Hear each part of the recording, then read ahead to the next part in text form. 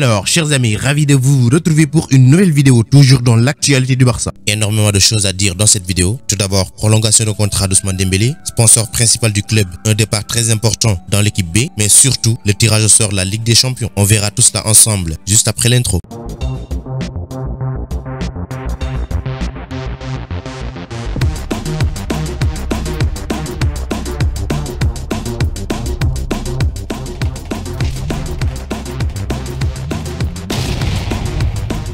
Alors le fait marquant cette semaine est bien sûr le tirage au sort de la Ligue des Champions, mais on va commencer avec le dossier qui concerne le sponsor principal du club et le Barça ne plus après la saison 2021-2022 porter un maillot avec la marque Rakuten comme sponsor principal de l'équipe. En fait, selon Footy Headlines, Barcelone a reçu des offres d'une société de crypto-monnaie pour devenir le nouveau sponsor principal du club. Le média rapporte en outre que les offres faites étaient très tentantes, cependant le montant des risques et des variables impliquées dans le marché de la crypto-monnaie est très élevé, un facteur qui a laissé le conseil dans un dilemme. De plus, Footy Headlines déclare également que le conseil d'administration estime que le secteur représenté par les entreprises de cryptographie ne représente pas dans une certaine mesure les idéologies et les croyances du club. De ce fait, le FC Barcelone n'envisagerait ces décisions que si l'argent est trop bon pour être refusé. Cependant, dans l'état actuel des choses, les chances pour Socios.com de devenir le principal sponsor du club sont très faibles. Le principal sponsor de Barcelone actuellement, c'est Rakuten, une marque japonaise depuis 2017, et verse à Barcelone 55 millions d'euros par an. En plus de ça, ils ont prolongé leur contrat pour la saison prochaine. Le Barça a désespérément besoin d'argent et un nouveau sponsor pourrait faire de grands efforts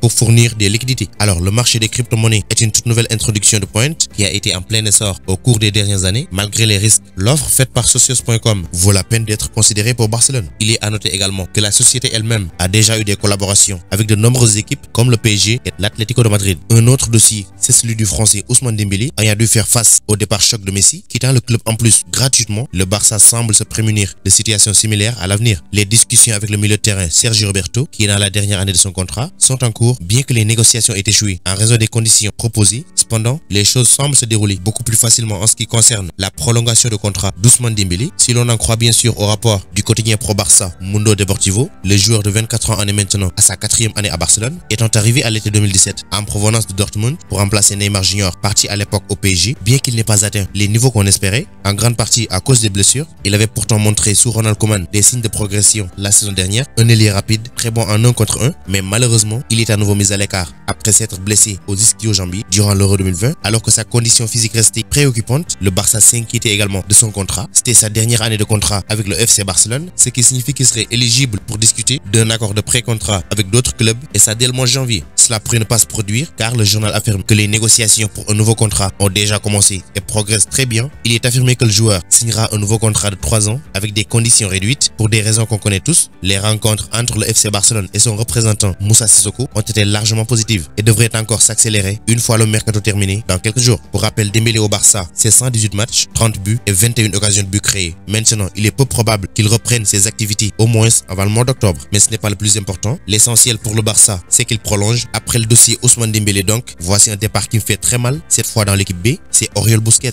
un milieu de terrain formé au Barça, 14 ans au club, très talentueux et qui n'a pas été renouvelé. Donc il part libre, son contrat avec Barcelone est terminé et il a fait ses adieux. Sur Instagram, à travers un message, il avait rejoint le Barça à l'âge de 8 ans. Il a repart à 22 ans. Il avait fait ses débuts dans l'équipe B en 2017 et a joué pour les jeunes pendant les 4 années, 66 matchs, marquant 2 fois également. En 2019, il a rejoint le Eredivisie, le championnat néerlandais, au FC Twente. C'était dans le cadre d'un prêt. Il a joué 21 matchs dans cette équipe et une passe décisive. Il était revenu à Barcelone en 2020. Cependant, il n'a joué que 536 minutes au cours de la saison. Son contrat n'a pas été renouvelé et il part gratuitement après 14 ans au Barça. On lui souhaite le meilleur pour la suite de sa carrière.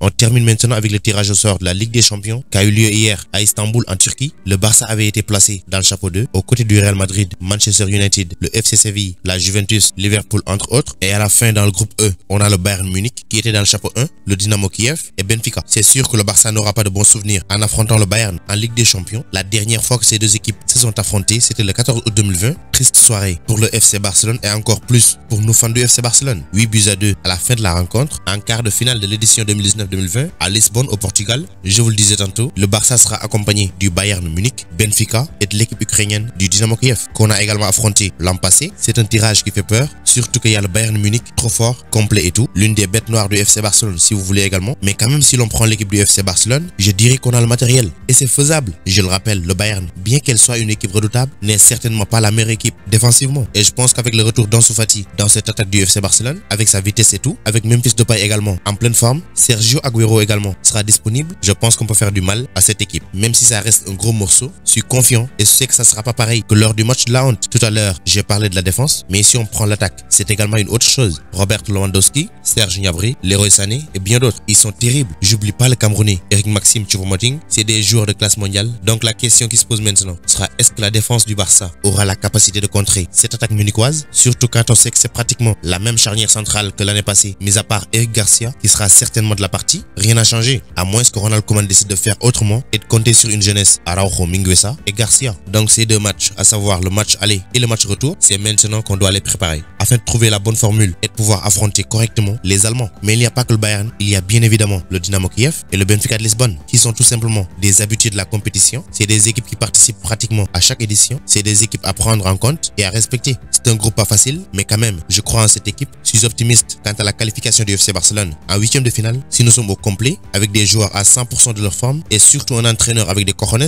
c'est que le Barça peut même occuper la première place. On a le potentiel et les joueurs pour ça. Quoi qu'on puisse dire, on a des joueurs de classe mondiale et qui seraient des titulaires indiscutables dans n'importe quel club européen, même si c'est pas tout le monde. Maintenant, c'est aux joueurs de se montrer ambitieux et surtout prêts à faire l'exploit cette saison. Je reste confiant et dites-moi ce que vous pensez de ce tirage et vos impressions en commentaire pour que la vidéo soit complète. Donc c'était tout pour cette vidéo. Merci de l'avoir regardé jusqu'à sa fin. Continuez à vous abonner à la chaîne, mais n'oubliez pas d'activer la cloche de notification. Vous êtes les meilleurs. Ciao, à bientôt.